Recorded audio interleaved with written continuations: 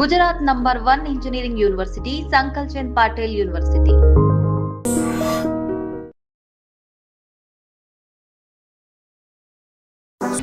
అంటే మనకి మన గ్రూప్లో ఎప్పుడు ఒక షార్ట్ టెంపర్ ఉంటాడు తెలుసా, ఆడు చేసేవన్నీ ఫనీగా అనిపిస్తుంది, కానీ వాడు మాత్రం ఫుల్ కోపంగా ఉంటాడు. దాన్ని ఒక కేసు ఇన్వెస్టిగేషన్లో కలిపినప్పుడు వచ్చే fun and case investigation details రెండు కలిపి ఒక ఫస్ట్ హాఫ్ రీడ్ చేస్తుంది. That is what I wanted to, నేను నరేట్ చేయాలి అనుకున్న ఒక కథ అది. ఫస్ట్ ఒక సినిమా కథ రాయాలని మీరు డిసైడ్ అయిన తర్వాత why Nani? Budding film makers ఎవరిని అడిగినా ఒకటే ఆన్సర్ ఇస్తారు, మనం రాసేది ఏదైనా పుల్ ఆఫ్ చేయగలుగుతారు అన్న ఒక యాక్టర్నే కదా మనం ఇమాజిన్ చేసుకొని రాస్తాం. నాని ఇప్పుడు ఇక్కడికి వస్తాడు, నాని వచ్చి ఇది చేస్తాడు అని నానితోనే కథ చెప్పుకుంటూ ఉంటారు. Hi, welcome to I dream. టాలీవుడ్లో హెచ్ఐటి ఫ్రాంచైజీకి ఉన్న ఆ క్రేజ్ కానీ ఆ రీచ్ కానీ ప్రత్యేకించి మనం చెప్పుకోవాల్సిన అవసరం లేదు. ఈ నేపథ్యంలోనే the HIT third case movie రీసెంట్గా రిలీజ్ అయ్యి సూపర్ సక్సెస్ కొట్టింది. ఇప్పుడు ఆ చిత్ర డైరెక్టర్ మనతో పాటు ఉన్నారు, శైలేష్ కొలన్ గారు. ఆయన అడిగి మరిన్ని విశేషాలు తెలుసుకుందాం. శైలేష్ గారు నమస్తే. ఆయన సార్, ముందుగా మీకు బెస్ట్ విషెస్, శుభాకాంక్షలు. సూపర్ సక్సెస్ కొట్టారు. థ్యాంక్స్ అన్న. అండ్ ఎలా అనిపిస్తుంది? చాలా హ్యాపీగా ఉందన్న. అంటే చాలా రోజుల నుంచి ఈ డే గురించి వెయిట్ చేస్తున్నా. సో ఫైనలీ ఇప్పుడు థియేటర్స్లో ఆడియన్స్ ఇలా సినిమాని ఎంజాయ్ చేస్తూ చూడడం, అండ్ అసలు థియేటర్లకి తండోపతండాలుగా వస్తున్నారు జనాలు, which is a great thing. చాలా చాలా హ్యాపీగా ఉంది. అండ్ నాకు చాలా ఇష్టమైన నాని సార్కి ఒక మంచి సినిమా డెలివర్ చేశానన్న సాటిస్ఫాక్షన్ అయితే సూపర్, వెరీ హ్యాపీ. అండ్ మనం సినిమా విశేషాల్లోకి వెళ్ళే ముందు ఒక ఫేజ్ గురించి మాట్లాడుకుందాం. సైంధవ్ మూవీ మీరు అనుకున్నంత రీచ్ కానప్పుడు ఒక మంచి, అంటే ఒక బాధాకరమైన అదొక ఫేజ్ అనమాట మీది. ఆ ఫేజ్లో ఉన్నప్పుడు నాని గారి నుంచి మీకు ఫోన్ వచ్చింది, వెళ్ళారు, హాఫ్ అన్ అవర్ మాట్లాడారు. అసలు ఏం మాట్లాడారు? ఇది బయట ఇక్కడ దిమ్మ ఉంది కదా, ఇక్కడే కూర్చొని మాట్లాడాం. ఓకే, చాలా పర్సనల్ థింగ్స్లే కానీ, బట్ ఒక క్లుప్తంగా చెప్పాలంటే ఆ మీటింగ్ అయిపోయిన తర్వాత నేను రియలైజ్ అయింది ఏంటంటే, సైంధవ్ అనే ప్రాజెక్ట్లో జరిగిన ప్రతి తప్పు నా వల్ల జరిగిందని నేను నమ్మితేనే దానికంటే బెటర్ సినిమా తీయగలుగుతాను అన్నది నేను రియలైజ్ అయ్యా రోజు. ఓకే, అక్కడ ఏమేమి మాట్లాడాం అన్నది it is a very personal thing, కానీ అన్ని డీటెయిల్స్ నేను చెప్పలేను మీకు. అంటే మిమ్మల్ని ఏం మోటివ్ చేశారని అంతే. ఒక బ్రదర్ యంగర్ బ్రదర్తో ఏం మాట్లాడతారో ఆ టైప్లో మాట్లాడారు ఆ రోజు, అంతే. That much I can tell you. Okay, but end of it నాకు అర్థమైంది ఏంటంటే, నేను జరిగిన ప్రతి విషయం నా కంట్రోల్లో, నా వల్ల జరిగింది అన్న రెస్పాన్సిబిలిటీ నేను తీసుకోకపోతే నేను ఎక్కడైతే ఉన్నానో దానికంటే బెటర్ సినిమా నేను డెలివర్ చేయలేను అన్న విషయం గ్రహించేలాగైతే చేశారు ఆ రోజు. So that's super sir. అంటే అక్కడి నుంచి ఈ సూపర్ సక్సెస్ కొట్టిన తర్వాత ఈ 2-3 డేస్లో మీకు వచ్చిన బెస్ట్ కాంప్లిమెంట్ ఏంటి? ఎవరి నుంచి వచ్చింది? ఎవరిది కాదు, నాకు only thing that matters to me is, మొన్న ప్రెస్ మీట్ జరుగుతున్నప్పుడు నాని బ్రో పక్కన కూర్చొని మొత్తం అయిపోయిన తర్వాత ఒకసారి ఇట్లా చేయబెట్టి I'm proud of you and I'm proud of Shailesh అని చెప్పారు. సూపర్, చాలు. అంటే నేను చాలా ఎమోషనల్ అయ్యా ఆ టైంలో, కానీ బట్ నేను సైలెంట్గా తలకాయించుకొని కూర్చున్నా. బట్ ఆ డెప్త్ అంటే నాకు తెలుసు. అంటే ఆల్మోస్ట్ లైక్ అది ఒక జెర్సీ మూమెంట్ లాగా నాకు అరవడం ఒకటే తక్కువ, కానీ బట్ నాకు చాలా ఇష్టమైన మనిషి, నన్ను నమ్మిన మనిషి, end of the journey I'm proud of you అని అన్నప్పుడు అది nothing can beat that. And మీరు ఆ జర్నీ చూసారా? ఫస్ట్ హిట్ మూవీ అయిపోయిన తర్వాత, సార్ మూవీ చూసిన తర్వాత యూ అరైవ్డ్ శైలేష్ అని చెప్పి ఒక కాంప్లిమెంట్ ఇచ్చారు. అవునవును, ఐఎమ్ ప్రౌడ్ ఆఫ్ యూ అనే రేంజ్కి ఇప్పుడు వచ్చారు. ఇది ఒక కంప్లీట్ జర్నీ లాగా అనిపిస్తుంది. అంటే Nani bro is like my elder brother. అంటే ఆయన వ్యాలిడేషన్ నాకు చాలా ఇంపార్టెంట్. నేను ఏ సినిమా చేసినా ఆయన ప్రౌడ్గా ఫీల్ అవ్వాలి అని అయితే చాలా చాలా ఆశగా ఉంటుంది లోపల. అండ్ నేను అసలు ఇండస్ట్రీలోకి వచ్చింది ఫస్ట్ టైం ఒక కథ పట్టుకొని వచ్చింది, అవును, నాని సార్తో చేయాలని. వద్దాం, దాని దగ్గరికి కూడా వద్దాం. సో అక్కడి నుంచి ఇవాళ నిజంగానే ఒక సినిమా చేసి, అండ్ ఆ సినిమా ఇంత పెద్ద సక్సెస్ అయ్యి ఆయన కెరియర్లో బిగ్గెస్ట్ ఓపెనింగ్ అంటున్నారు. So many things are happening. So చాలా చాలా హ్యాపీగా ఉంది. అండ్ బిగ్గెస్ట్ ఓపెనింగ్ అన్నారు కాబట్టి ఒక క్వశ్చన్, ఫస్ట్ డే చాలా రోజుల తర్వాత థియేటర్కి వెళ్తే బయటికి వెళ్ళడానికి స్కోప్ లేదు, లోపలికి రావడానికి స్కోప్ లేదు, మొత్తం జామ్ థియేటర్స్ అన్ని. అండ్ అంటే ఇది ఎందుకు అడుగుతున్నానంటే, మీరు ఒక మాట అన్నారు అనమాట, మాది 18+ మూవీ అండ్ కొంచెం ఈ మాస్ కానీ లేకపోతే క్రైమ్ కానీ ఎక్కువ ఉంటుంది అని చెప్పేసి అన్నారు. బట్ మీకు తెలుసా, ఫ్యామిలీస్ ఎగబడుతున్నాయి థియేటర్. మీరు గమ్మత్తైన విషయం, యాక్చువల్గా రమ్మంటే జనాలు థియేటర్కి రారు, మీరు వద్దంటే వస్తున్నారు. అలా అని కాదు. అంటే నాకు తెలిసి ఏం చేసామంటే, బిగినింగ్ నుంచి చాలా ప్యాకేజింగ్ చాలా స్మార్ట్గా చేసిన ప్రాజెక్ట్. అంటే ఇది ఎవరు చూస్తే ఎంజాయ్ చేస్తారో వాళ్ళు చూస్తే కరెక్ట్ ప్లేస్కి వెళ్ళి ల్యాండ్ అవుద్దని బిగినింగ్ నుంచి నమ్మాం. సో అది చాలా ఆనెస్ట్గా చెప్పాం ఫస్ట్ నుంచి. ఇది డెఫినెట్లీ చిన్నపిల్లలు చూడకూడదు. అదైతే మీరు సినిమా చూసి మీకు అర్థమైపోయింది, అందులో ఉన్న బ్లడ్, గోరు, ఫౌల్ లాంగ్వేజ్ అంతా తీసుకుంటే. బట్ ఎవరైతే సినిమాని ఒక ఆ లెవెల్ ఆఫ్ వైలెన్స్, ఆ level of detailing, gore detailing ఏదైతే ఉందో దాన్ని హ్యాండిల్ చేయగలిగే వాళ్ళు చూడండి అని చాలా ఆనెస్ట్గా చెప్పాం. లుక్స్ లైక్ అందరూ చూస్తున్నారంటే అందరూ లైక్ చేస్తున్నారనే కదా. మేము అంటే ఫీల్డ్లో ఉండి పబ్లిక్ టాకులు తీసుకొని ఆడియన్స్తో మాట్లాడాం కాబట్టి మా పర్సనల్ ఫీలింగ్ చెప్తున్నాం. అక్కడ ఫేస్ చేసింది లేడీస్కి నచ్చుతుంది. వాళ్ళు నాని గారిని ఇలా చూడాలని మేము అనుకుంటున్నాము. వాళ్ళు చెప్పేది ఏంటంటే ఇది కరెక్ట్ నాని అని చెప్పి అంటున్నారు అనమాట. చాలా వైల్డ్గా ఉన్నారు అందరూ. బట్ వెరీ హ్యాపీ అన్న. అంటే ఇన్ టైం ఒక థియేటర్స్ మళ్ళీ ఒక యూనో అంత కళకళలాడుతుంటే చాలా హ్యాపీగా ఉంది యాక్చువల్లీ. ఇది మన టీం డెలివర్ చేసినప్పుడు దాంట్లో ఇంకో కిక్ ఉంటుంది కదా. అవును, అది ఒక 2 days నుంచి అది ఎక్స్పీరియన్స్ చేస్తున్నాం. థియేటర్ విజిట్స్ అన్నీ చేస్తుంటే అసలు ఇంపాసిబుల్. అసలు నిన్న ఈవినింగ్ షోస్, నిన్న నైట్ షోస్ అయితే అసలు కంప్లీట్ ఫస్ట్ డే ఎంత ప్యాక్డ్ ఉంది, ఫస్ట్ డే ఎంత అయితే హంగామా ఉందో అంత ఉంది. నిన్న even on week day, Friday రోజు ఈవినింగ్ కూడా ఆ లెవెల్లో ఆక్యుపెన్సీ ఉందంటే మంచి ప్రోడక్ట్ ల్యాండ్ చేసామని అయితే ఒక సాటిస్ఫాక్షన్ అయితే ఉంది. అండ్ నేను ఇంకా సినిమా రిలీజ్ అవుతుంది అనగా 24 hours ముందు నాని గారితో మాట్లాడాను. ప్రెస్ మీట్లో వస్తే ఇంటర్వ్యూ ప్రెస్ మీట్లో మాట్లాడాను నాని గారితో. నాని గారిని అడిగినప్పుడు సార్ అంటే పర్సనల్గా నేను బిగ్ ఫ్యాన్ హిట్ ఫ్రాంచైజీకి, ఆ క్రైమ్ ఇన్వెస్టిగేషన్కి కానీ, ఆ డీటెయిలింగ్ కానీ, ఆ ఇంటెన్స్ సీన్స్కి కానీ నేను పెద్ద ఫ్యాన్ని. సో నేనైతే ఆ మైండ్ సెట్తోనే ఉన్నాను. నేను నాని గారిని ఏమడిగానంటే సార్ ఇట్లాంటి ఒక మూవీస్ తీసేటప్పుడు ఏమవుతుందంటే సీన్స్కి కానీ, కథ నెరేషన్కి కానీ కొంత స్క్రీన్ స్పేస్ వెళ్ళిపోద్ది హీరో క్యారెక్టరేషన్ కంటే కూడా. సార్ మీరేమో అంటే ఫస్ట్ ఇద్దరు హీరోలతో పోల్చుకుంటే మీరు పెద్ద స్టార్ కాబట్టి మీకు కొన్ని ఎలిమెంట్స్ మిస్ అయ్యే ఛాన్స్ ఉంటుంది. ఆ డీటెయిలింగ్ కోసం కొంచెం స్క్రీన్ స్పేస్ అయితే పోద్ది, మీకు అది ఓకేనా అని చెప్పేసి అడిగాను అనమాట. ఏం లేదు రాజా, పెట్టాల్సినవన్నీ పెట్టాము, ఏం మిస్ అవ్వలేదు. బట్ నీకు ఇంకో మాట చెప్తున్నాను, ఇది హిట్ 1 హిట్ 2 లా కాదు, ఇది వేరే సపరేట్ అన్నారు. సార్ నిజంగా భయపడ్డా. ఎందుకంటే హిట్ సిరీస్లో సినిమా చూసేదే హిట్ లాగా ఉంటుందని. బట్ సీరియస్గా ఆ 24 hours నేను కూడా ఒక ఫ్యాన్గా భయపడ్డా. బట్ సినిమా చూసిన తర్వాత మాత్రం వెరీ సాటిస్ఫైడ్. అంటే మీరు ఈ కాల్ వాంటెడ్గా తీసుకున్నారా అంటే హిట్ 1కి హిట్ 2కి పోలిస్తే హిట్ 3 కాస్త డిఫరెంట్గా ఉండాలి అని చెప్పి కాల్ వాంటెడ్గా తీసుకున్నారు? Definitely sir. అంటే అది చాలా కాన్షియస్ డెసిషన్. అది అర్థమవుతుంది. అవును, అది అనుకోని చేసింది. ఏదో సినిమా స్టార్ట్ అయిపోయిన తర్వాత ఇక్కడి నుంచి మనం ఇలా చేసేద్దామని చేసింది కాదు. రాసుకున్నప్పుడే ఇంటెన్షన్ అదే. ఎందుకంటే ఎక్కడో తెలియకుండా మనమే ఈ యూనివర్స్ని ఇలానే ఉండాలరా, ఈ లోపల యూనివర్స్ లోపల ఉండే సినిమాలని ఏదైతే ఒక అజంప్షన్ ఫామ్ అవుతుంది కదా, అది బ్రేక్ చేయాలన్న ఛాలెంజ్ మీదకి వెళ్ళాం. బట్ దాన్ని బ్రేక్ చేయడం కూడా చాలా ఆర్గానిక్గా బ్రేక్ చేయాలన్న రీజన్ వల్లనే ఫస్ట్ హాఫ్ మీరు చూస్తే చాలా ఇన్వెస్టిగేషనల్ టోన్లో నడుస్తుంది. నాని గారి క్యారెక్టరైజేషన్తో పాటు కలిపి నెంబర్ ఆఫ్ ఇన్వెస్టిగేషన్ బీట్స్ వస్తూ ఉంటాయి. మీకు దేశం నలుమూలలా తిరిగి ఇన్వెస్టిగేషన్ చేస్తాడు ఫస్ట్ హాఫ్లో.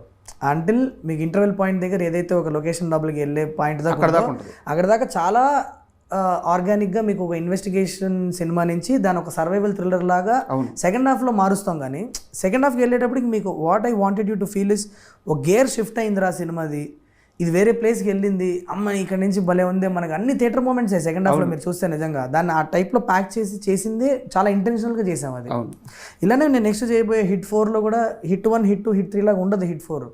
నేను ఆలోచించేది ఇప్పుడు చాలా డిఫరెంట్గా ఆలోచిస్తున్నా హిట్ 4ని. వై షుడ్ మనం ఎందుకు ఆ బౌండరీ పెట్టుకోవాలి? ఇప్పుడు క్రియేట్ చేసింది నేనే. ఇప్పుడు ఫస్ట్ పార్ట్ ఒకలాగా ఉంటుంది. First part is very suspicion based thriller. అది అంటే ఒక 9 మంది సస్పెక్ట్స్ 8 మంది సస్పెక్ట్స్ ఉంటే వాళ్ళు ఎవరు చేశారని ఎక్స్ట్రీమ్లీ ఇన్వెస్టిగేషన్ వెళ్తుందా.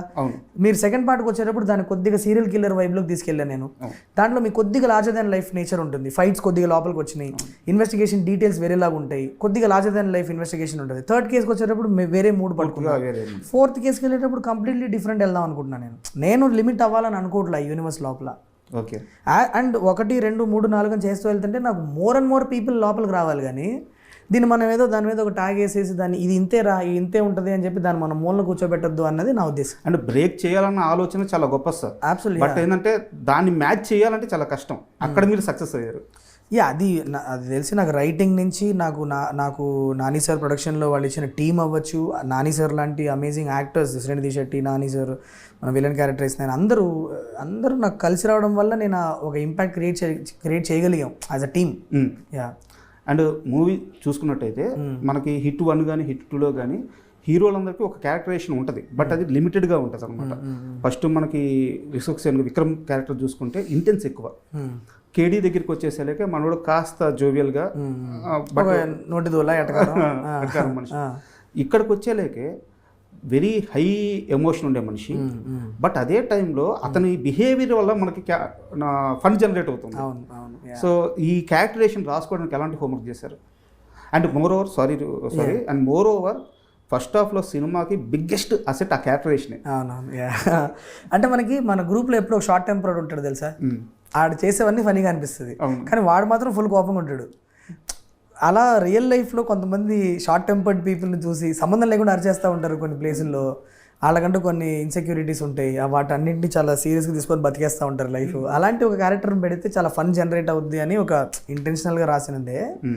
So that was a homework with did. అంటే ఒక 45-year-old గై, ఆడికి ఇంకా పెళ్ళి అవ్వలేదు, ఆడి లైఫ్లో ఇంకా ఏది హ్యాపెనింగ్ లేదు, ఆ ఫ్రస్ట్రేషన్లో ఉన్నోడు మెల్లిగా బీపీ వచ్చేసింది, ట్యాబ్లెట్లు వేసుకోవాల్సిన పరిస్థితి, ఇవన్నీ జరుగుతున్నాడు లైఫ్లో ఉండే ఫ్రస్ట్రేషన్స్, వాడికి ఉండే ఇన్సెక్యూరిటీస్ ఏముంటాయి, దాన్ని ఒక కేసు ఇన్వెస్టిగేషన్లో కలిపినప్పుడు వచ్చే fun and case investigation details రెండు కలిపి ఒక ఫస్ట్ హాఫ్ వీవ్ చేసుకున్నాం. చాలా సూపర్.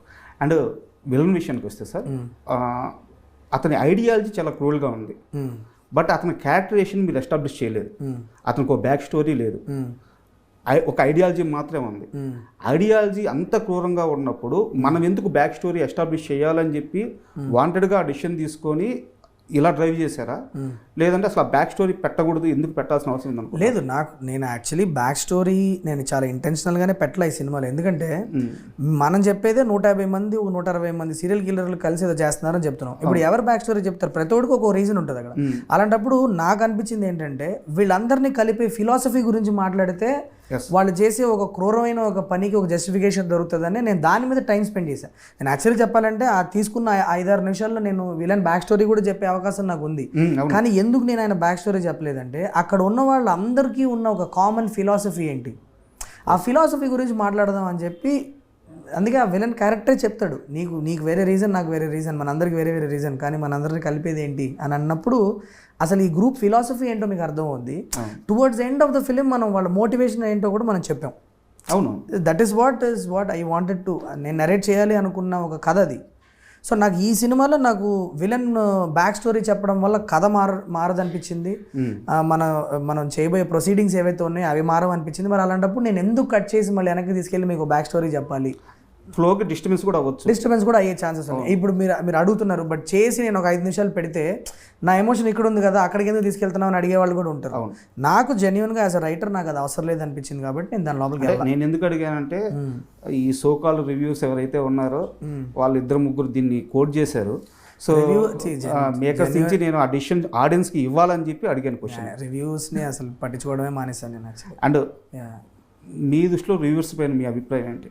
ఏం పెద్ద అభిప్రాయం లేదు నాకు actually, to be very honest. అంటే ఒకప్పుడు చాలా సీరియస్గా సినిమా రిలీజ్ అయిన తర్వాత వెళ్ళి ఓపెన్ చేసి రివ్యూలు అవి చూసేవాళ్ళం, కానీ ఇప్పుడు ఎక్కడ మ్యాక్సిమం థియేటర్లో ఆడే సినిమాలు అన్నిటికీ బ్యాడ్ రివ్యూలు ఇస్తున్నారు. వాళ్ళు ఇచ్చే రివ్యూలకి, మంచి రివ్యూలు ఇచ్చే సినిమాలకి ఏమో ఆడియన్స్ కనిపించట్లేదు. సో ఏంటి అంటే ఎక్కడున్నాం అన్నది క్లారిటీ లేనప్పుడు ఇంక నాకు దానికి పెద్ద ఇంపార్టెన్స్ ఇవ్వాలని అనిపించలే. అండ్ ఆల్సో అది ఒక రేస్ అయిపోయింది. ఇప్పుడు ఏమైందంటే, ఇప్పుడు నేను సినిమా తీసా, సంవత్సరం పాటు కష్టపడి ఒక సినిమా తీసా, నువ్వు పొద్దున్న 8:30 షో చూస్తున్నావు, ఓకేనా, 11 వరకు షో అవుద్ది, దాబా ఊరుక్కుంటే ఇంటికి వెళ్తున్నావు, బైక్ కారు వేసుకొని ఫాస్ట్గా వెళ్ళిపోయి గబగబా కెమెరాలు సెటప్ చేసుకొని నా సినిమా గురించి ఒక గంట సేపు కూడా ఆలోచించకుండా రివ్యూ ఇచ్చేస్తున్నావు. ఎందుకు? ఫాస్ట్గా ఇంకోటి ఇచ్చేస్తే వాడికి వ్యూస్ ఎక్కువ వెళ్ళిపోతాయి, లైక్స్ ఎక్కువ వెళ్ళిపోతాయి అని చెప్పేసి దబ ఆ రేస్లో ఉన్నారు. ఇంకా రేస్లో ఉన్నప్పుడు క్వాలిటీ ఎలా వస్తుంది? నేను 4 రోజుల్లో సినిమా తీస్తే ఎలా ఉంటుందో నువ్వు గంటలో రివ్యూ ఇస్తే అలానే ఉంటుంది. So it is gone to that point now where there is no. ఒకప్పుడు వచ్చేవి రివ్యూస్, చాలా మంచి రివ్యూస్, అంటే నిజంగా ఒక విశ్లేషకులు నా సినిమా గురించి ఏం మాట్లాడుతున్నారా అని వినే ఇంట్రెస్ట్ ఉండేది మాకు. ఇప్పుడు ఇట్స్ బికమ్ అ రేస్. అంటే ఒకరిని గట్టిగా తప్పుగా మాట్లాడి తిడితే వ్యూస్ వస్తాయి అని తెలుసుకొని ఒక అన్ఈవెన్ లాంగ్వేజ్ వాడడం, అన్వాంటెడ్గా పీపుల్ని హర్ట్ చేసే భాష వాడడం, ఇవన్నీ చేస్తున్నారు. అది it's become some very unwanted thing అయిపోవడం వల్ల పెద్దగా చాలామంది film makers also we're disconnecting from all that మేము చూడట్లేదు అసలు. అండ్ ఈ హిట్ మూవీ సక్సెస్ ఇవన్నీ కాస్త పక్కన పెడితే అసలు మంచు లక్ష్మి గారితో ఎలా పరిచయం సార్ మీకు? లక్ష్మి గారు యాక్చువల్లీ నేను ఆప్టోమెట్రిస్ట్గా ఎల్వి ప్రసాద్లో పనిచేస్తున్నప్పుడు మేము ఐ డొనేషన్ క్యాంపెయిన్ ఒకటి మేము రన్ చేసాం. నేను మా క్లాస్మేట్స్ అందరం కలిసి వరల్డ్ ఆప్టోమెట్రీ డే అని ఆ రోజు ఒక నేత్రదానం గురించి అందరూ యూనో మనం చనిపోయినప్పుడు మన కళ్ళు హైదరాబాద్లో చనిపోయినప్పుడు మన కళ్ళు మనతో పాటు మట్టిలో కలిసిపోకూడదు, వేరే వాళ్ళకి ఉపయోగపడుతుంది కాబట్టి అందరూ ఈ ఆర్గన్ డోనర్ కార్డ్ సైన్ చేసి నేత్రదానం చేయడానికి ముందే ప్లెడ్జ్ చేసి పెట్టుకుంటే చాలా మందికి అవాయిడబుల్ బ్లైండ్నెస్ అనేది మనకు హెల్ప్ చేయొచ్చు అని ఒక అవేర్నెస్ ప్రోగ్రామ్ చేసి ఆ 1 డేలో మేము ఆల్మోస్ట్ ఒక 1000 పీపుల్ని కన్విన్స్ చేసి వాళ్ళని యూనో ఐ డొనేషన్ ప్లెడ్జ్ చేసేలా చేసాం. సో ఆ స్పెసిఫిక్ ప్రోగ్రామ్కి అంబాసిడర్గా మేము లక్ష్మి గారిని ఇన్వైట్ చేసాం అనమాట. అప్పుడు వాళ్ళు కొడతారో ఉలికి పడతారో షూటింగ్లో ఉన్నప్పుడు నేను వెళ్ళి ఇన్వైట్ చేశాను. సో అప్పుడు that is the first time we met. అక్కడి నుంచి నాకు వాళ్ళ ఫ్యామిలీలో ఎప్పుడన్నా ఐ రిలేటెడ్ ప్రాబ్లమ్స్ ఉన్నా, ఎవరికైనా ఏమన్నా కంటికి సంబంధించిన ప్రాబ్లమ్స్ ఉన్నా నాకే ఫోన్ చేసేవాళ్ళు. So we use to be in touch like that. నేను సిడ్నీ షిఫ్ట్ అయ్యాక కూడా ఇక్కడ ఎల్వి ప్రసాద్లో ఎవరికి ఏమైనా కావాలన్నా నేనే ఆర్గనైజ్ చేయడం అలా పరిచయం నాకు లక్ష్మి గారు. ఆ పరిచయం నాని గారి దగ్గరికి ఎలా డ్రైవ్ చేసింది? ఒకరోజు అయితే ఎప్పుడో నేను ఇండియా బయలుదేరి వస్తుంటే ఏంటి ఇండియా ఎందుకు వస్తున్నావు అని అడిగారు సరదా. మామూలుగా మాట్లాడుతా ఇట్లా నేను కథ చెప్పడానికి వస్తున్నాను అని అంటే, ఎలా అపాయింట్మెంట్ ఉందా ఏంటి? ఏ అపాయింట్మెంట్ ఏం లేదు, నేను ఆఫీస్ బయటకు వెళ్ళి కూర్చుంటాను, పిలిస్తే వెళ్ళి చెప్దాం అనుకుంటున్నాను. ఆఫీస్కి వచ్చి ఇక్కడికి వచ్చి నించుందాంలే, చెప్దాము ఇట్లా సిడ్నీ నుంచి ఫ్లైట్ పట్టుకొని వచ్చారు అని చెప్దాము, ఎవరో ఒకళ్ళు వింటారు కదా అన్న ఒక ఉద్దేశంతో ఉంటే then she help me meetup, I will make a phone call అని చెప్పి టక్కున ఫోన్ చేస్తే then I got in touch with Nani. And ఇప్పుడు మీ విషయంలో లక్ష్మి గారు ఎలా ఫీల్ అవుతున్నారు? I keep talking to her. She's very proud of me. Like I feel all I have is gratitude for her because ఆ టైంలో ఆ ఒక్క చిన్న ఫోన్ కాలే it makes a huge difference కదా. ఖచ్చితంగా. యా అండ్ మీరు సిడ్నీలో ఉన్నప్పుడు ఒక 2 షార్ట్ ఫిల్మ్స్ చేశారు. అండ్ ఇక్కడ మీరు ఇంటర్లో ఉన్నప్పుడు అనుకుంటా ఒక షార్ట్ ఫిల్మ్ కూడా చేశారు. సో ఇవన్నీ బాగానే రీసెర్చ్ చేశారు. ఇవన్నీ ఓకే. ఫస్ట్ ఒక సినిమా కథ రాయాలని మీరు డిసైడ్ అయిన తర్వాత వై నానినే ఎందుకు? అంటే నాకు తెలిసి ఇది బడ్డింగ్ ఫిల్మ్ మేకర్స్ ఎవరిని అడిగినా ఒకటే ఆన్సర్ ఇస్తారు, మనం రాసేది ఏదైనా పుల్ ఆఫ్ చేయగలుగుతారు అన్న ఒక యాక్టర్నే కదా మనం ఇమాజిన్ చేసుకొని రాస్తాం. అంతే. అలాంటి కోవకు చెందిన ఒక యాక్టర్ నాని. సో ఖచ్చితంగా చాలామంది యంగ్ ఫిల్మ్ మేకర్స్ వాళ్ళు ఫస్ట్ టైం కథ రాసుకున్నప్పుడు సంహౌ నాని గారిని ఇమాజిన్ చేసుకొని రాస్తారు. నాకు చాలామంది నా సర్కిల్లో కూడా చాలామంది budding film makers budding writers ఉంటారు కదా, వాళ్ళు చెప్పడమే నాని ఇప్పుడు ఇక్కడికి వస్తాడు, నాని వచ్చి ఇది చేస్తాడు అని నానితోనే కథ చెప్పుకుంటూ ఉంటారు. It's because he uses that kind of energy. Okay. And మామూలుగా ఎక్కడైనా సరే ఫిలిం అంతా నేర్చుకొని ఫిలిం మేకింగ్ అంతా నేర్చుకొని ఆ వర్క్ కోసం ప్రసాద్ ల్యాబ్కి వెళ్తారు. మీకు ప్రసాద్ ల్యాబ్ వర్క్ నేర్పించి ఇండస్ట్రీకి పంపించింది. మా డాడీ ప్రసాద్ ల్యాబ్లో పనిచేసేవాళ్ళు. నేను 8th 9th టైంలో ఉన్నప్పుడు డాడీ ప్రసాద్ ల్యాబ్లో అవుట్డోర్ యూనిట్ మేనేజర్ అనమాట. సో స్కూల్ ఏమో శ్రీనగర్ కాలనీలో ఉండేది. సో నేను ఇక్కడికి వచ్చి డాడీ దగ్గర వెయిట్ చేసేవాడిని. తర్వాత చేతక్లో తీసుకెళ్ళేవాళ్ళు నన్ను ఇంటికి. సో నేను స్కూల్ అయిపోయేది నాకు 3:20 or 3:30 స్కూల్ అయిపోయేది. డాడీ ఆఫీస్ ఏమో 6 o'clock అయ్యేది. సో నేను ఇక్కడికి వచ్చి కూర్చునేవాడిని.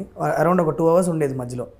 ఆ 2 hours నేను అక్కడ లాన్లో ప్రసాద్ ల్యాబ్లో లాన్లో కూర్చునేవాడిని, లేదంటే ఎక్కడన్నా ఎడిట్ స్వీట్లోగో లేకపోతే డబ్బింగ్ స్వీట్లోగో లేకపోతే కలర్ కరెక్షన్ జరిగేటప్పుడు వెళ్ళడం అట్లా వెళ్ళిపోయి అక్కడ టెక్నీషియన్స్ దగ్గర కూర్చునేవాడిని స్మాల్గా డబ్బింగ్ స్వీట్లోకి. సో చాలా రా ఫుటేజ్ చూసే ఆపర్చునిటీ అనమాట అది నాకు. సో అక్కడే నాకు చాలా లెర్నింగ్ జరిగింది. బట్ అప్పుడు నేను ఫిల్మ్ మేకర్ అవుతాను అవన్నీ నేను ఇక్కడ వాడతాను అన్న విషయం నాకు తెలియదు, కానీ బేసిక్స్ అక్కడ నేర్చుకున్నాను నేను. అసలు ఫిల్మ్ మేకింగ్ అంటే ఏంటి, అసలు ఎలా చేస్తారు, ప్రాసెస్ ఏంటి అన్నది I learn it in Prasad lab. చాలా అన్ఎక్స్పెక్టెడ్గా నేర్చుకునేది ఇప్పుడు ఎలా పనికి వస్తుంది. అండ్ మీకు ఇంటర్వ్యూ స్టార్టింగ్లోనే చెప్పాను మీ వర్క్కి నేను చాలా పెద్ద ఫ్యాన్ అని చెప్పేసి. సో ఒక ఫ్యాన్గా నేను కొంచెం అదర్ సైడ్ క్వశ్చన్ కూడా అడుగుతాను. అంటే మిమ్మల్ని ఇబ్బంది పెట్టాలని కాదు, నేను పండగ సీజన్లో సైంధవ్ మూవీకి వెళ్ళాను. Okay. Story wise I'm very satisfied. Okay okay. And making wise కూడా నెక్స్ట్ లెవెల్ మేకింగ్ అది. ఓకే.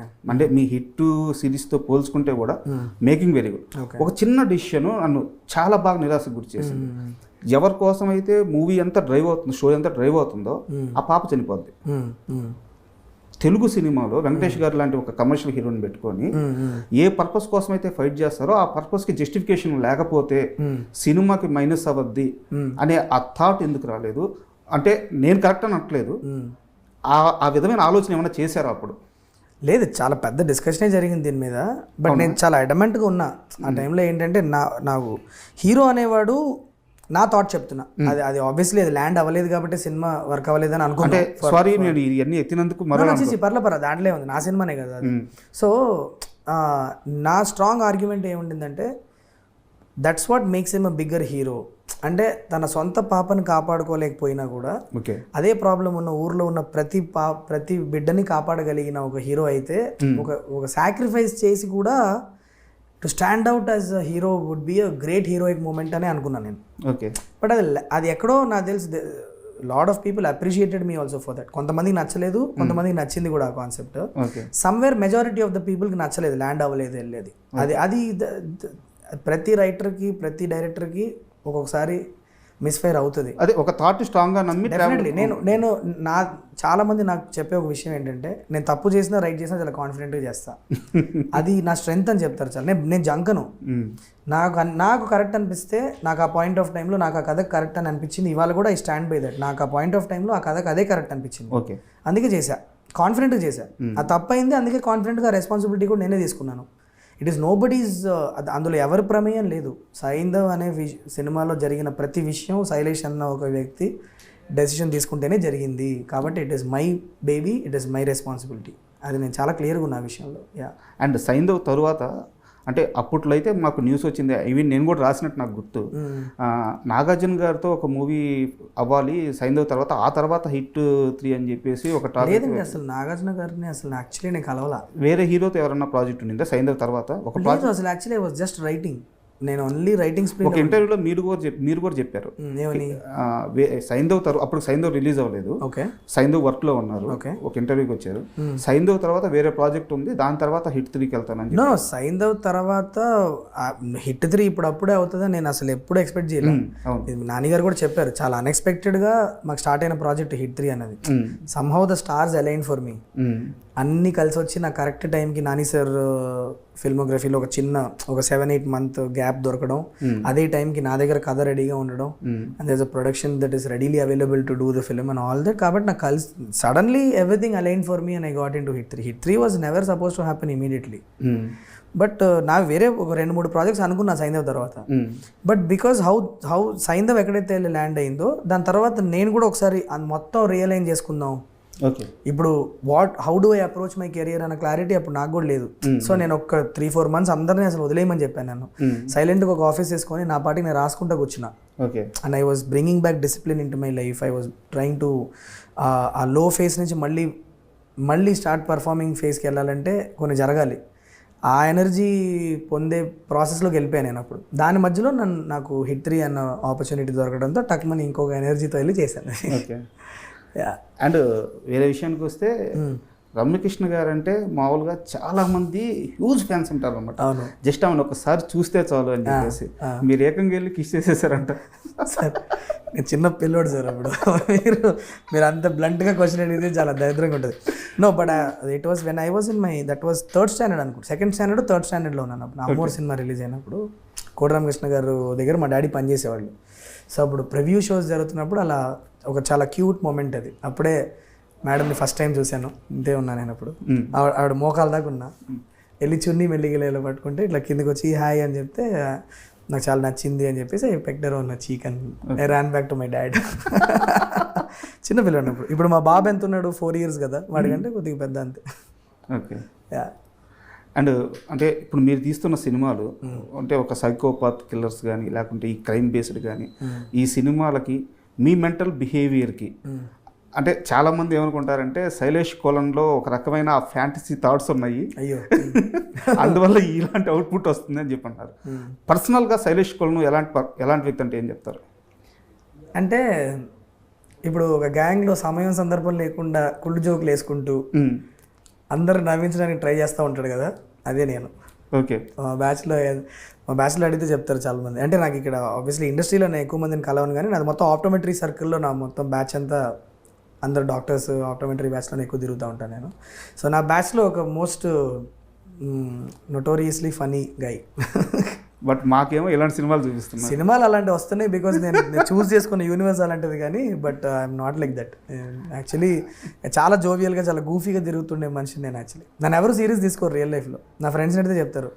అండ్ హిట్ సిరీస్కి సంబంధించి ఒక 3 క్వశ్చన్స్ ఇఫ్ కేస్ మాట్లాడుకుందాం. ఇఫ్ కేస్ అయితే బట్ అది అబద్ధం లేదు. ఓకే. అయితే ఈ హిట్ ఫ్రాంచైజీ ఒక ఇలా స్కేల్ పెరుగుతూ పోతుంది. Hit 1, hit 2, hit 3, hit 4 scale పెరుగుతూ పోతుంది. ఫైనల్గా ఎప్పుడైనా సరే ఇప్పుడు ఎవరైతే మనకి ఎన్టీఆర్ కానీ, రామ్ చరణ్ గారు కానీ, ప్రభాస్ కానీ, అల్లు అర్జున్ గారు కానీ ఇలాంటి హీరోలు మన ఫ్రాంచైజీలోకి రావచ్చా? నేను ఎప్పుడు వై నాట్ అని ఆలోచించాను ప్రతిదీ. ఇవాళ హిట్ 2 తర్వాత నేను వై నాట్ అని ఆలోచించకపోతే హిట్ 3 లాంటి స్కేల్లో మనకు ప్రాజెక్ట్ రాదు.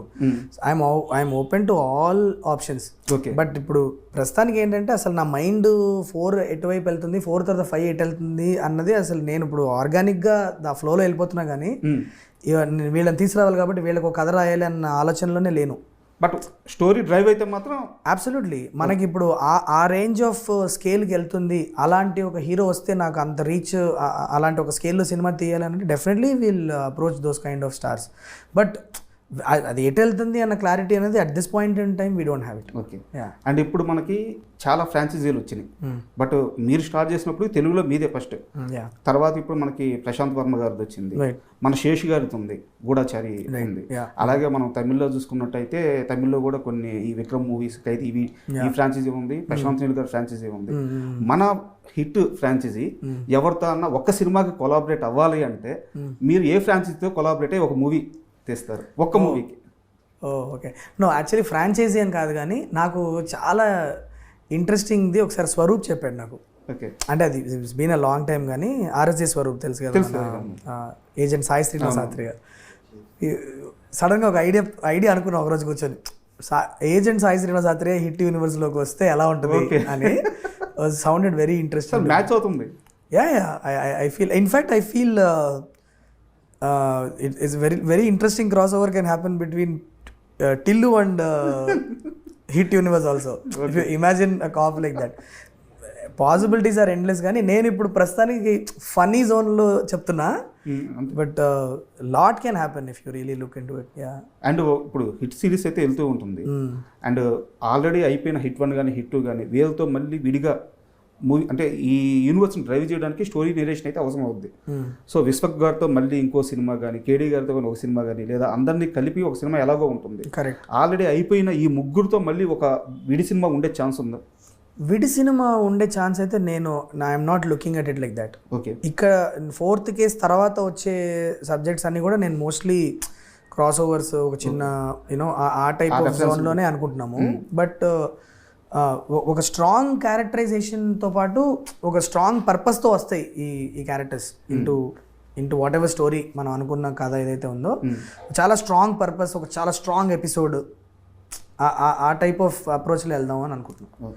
ఒక క్యారెక్టర్ సినిమాని డ్రైవ్ చేస్తుంది, కానీ వెన్ అదర్ క్యారెక్టర్స్ కమ్ ఒక సాలిడ్ ఇంపాక్ట్ అండ్ ఒక కేమియోస్ లాగా జస్ట్ ఒక 2-3 minutes రావడం కాకుండా ఒక సాలిడ్ ఇంపాక్ట్తో తీసుకురావాలి వాళ్ళని అన్నది intention. And final question sir, ఈ మొత్తం హిట్ ఫ్రాంచైజీకి నానిగారు ఎలాగో బ్యాక్ బోన్, ఆయనే ఫేస్ ఆఫ్ ది హిట్, మీరు ఇవన్నీ కాకుండా బ్యాక్ సైడ్లో రాజమౌళి గారు ఇచ్చిన సపోర్ట్ అసలు అంటే ఆయన వచ్చిన ప్రతిసారి ఒక పాజిటివిటీ వస్తుంది. అండ్ ఫస్ట్ దానికి ఆయన చీఫ్ గెస్ట్గా వచ్చారు అండ్ ఈజ్ ఆల్వేస్ బీన్ చాలా సపోర్టివ్గా. అసలు ఈ యూనివర్స్ని ఎంత లైక్ చేస్తారంటే నాకు, అంటే ఆల్మోస్ట్ అదే మొన్న ఫంక్షన్లో కూడా అదే అంటుండే, ఒక ఆస్థాన చీఫ్ గెస్ట్ అయిపోయారు మాకు. ఆయన చాలా ముచ్చటగా కనిపిస్తుంది ఆయన మాటల్లో మీ గురించి కానీ, హిట్ సిరీస్ గురించి కానీ అది తెలుస్తుంది. ఆయన మాట్లాడుతుంటే ఆయనకి ఈ యూనివర్స్ అంటే ఇష్టం అన్న విషయం చాలా క్లియర్గా కనిపిస్తూ ఉంటుంది. అండ్ మేము చాలా లక్కీ ఫీల్ అవుతూ ఉంటాను యాక్చువల్లీ అది ఆలోచించిన ప్రతిసారి. I feel very very blessed. And ఫైనల్గా ఇంత పెద్ద సక్సెస్ కొట్టిన తర్వాత ఆడియన్స్ ఆ రిసీవ్నెస్కి ఆడియన్స్కి ఏం చెప్తారు? All I want to say is thanks a lot. అంటే నన్ను మళ్ళీ నమ్మినందుకు థ్యాంక్ యూ. అండ్ ఇంత సపోర్ట్ చూపిస్తున్నారు సినిమాకి. And you know it means a lot to me that you know you are liking my film. And ఇలానే కష్టపడతా ఉంటాను, మంచి సినిమాలు ఇవ్వడానికి ప్రయత్నం చేస్తూ ఉంటాను. Super sir. అండ్ ఇలాగే మీరు మంచి సినిమాలు తీయాలి, మరోసారి మనం ఇలాగే కూర్చొని ఇంటర్వ్యూ చేయాలి. And thank you. Thanks sir.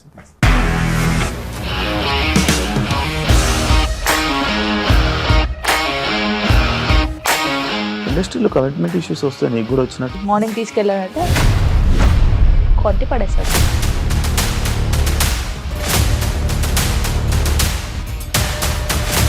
ఒక్కళ్ళు కూడా చూడలేదు ఈ సినిమా అని చెప్పడానికి కూడా చాలా ధైర్యం కావాలి. అది నిజం కదా, దాంట్లో ధైర్యం ఏంటి? ఇది నెక్స్ట్ డే ప్లేట్ మార్చేస్తే తప్పు కదా. As of now we're comfortable this అని నేను అనుకుంటున్నాను. రష్మిక గారిది మీది ఒకే ఊరంట కదా.